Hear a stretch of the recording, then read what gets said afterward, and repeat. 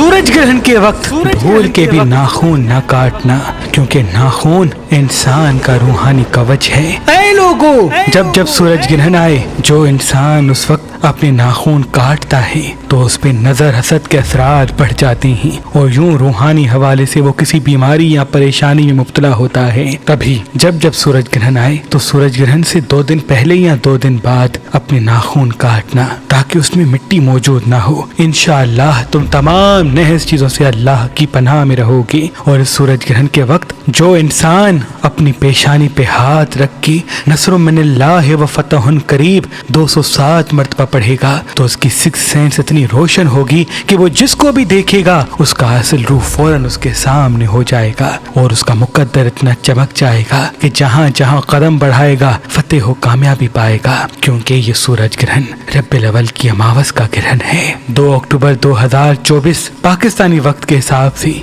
इस सूरज ग्रहण का वक्त 8:40 से शुरू होगा, जिसका उरूज 11:45 पे कायम होगा और जिसका इख्तिताम रात 2:50 तक हो जाएगा।